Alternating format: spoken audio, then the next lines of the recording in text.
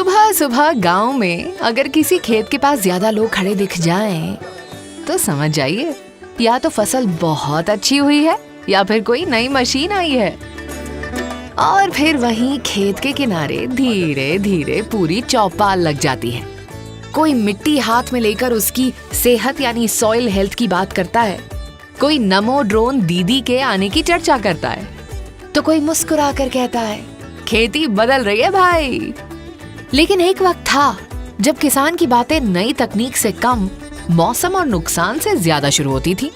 साल 2013-2014 में कृषि बजट सिर्फ 27,663 करोड़ रुपए था, जिससे किसानों को पूरा सहारा नहीं मिल पाता था। वहीं अब ये बजट बढ़कर 1.4 लाख करोड़ रुपए हो चुका है। अब किसान सिर्फ मौसम पर निर्भर नहीं है, बल्कि सरकार उसके साथ एक दीवार बनकर खड़ी है। युद्ध की वजह से दुनिया में खाद के दाम बढ़े, फिर भी 1.77 लाख करोड़ रुपए की सब्सिडी देकर किसान पर बोझ नहीं आने दिया गया। पीएम किसान के तहत 4.28 लाख करोड़ से ज्यादा सीधे किसानों के खातों में पहुंचे।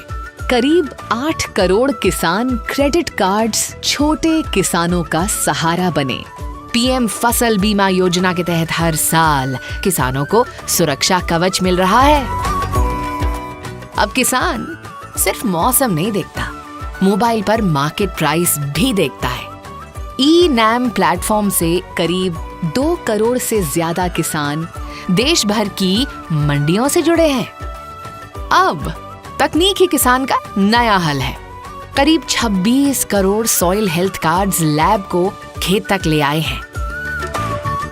सिर्फ खेत ही नहीं, हमारी ब्लू इकोनॉमी भी लहरें मार रही है।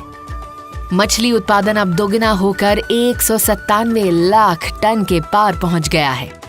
आज भारत सिर्फ अपनी थाली नहीं भर रहा, दुनिया को खिला रहा है। हम दूध, दाल, मसाले और बाजरा यानी मिलेट्स के उत्पादन में दुनिया में नंबर 1 है।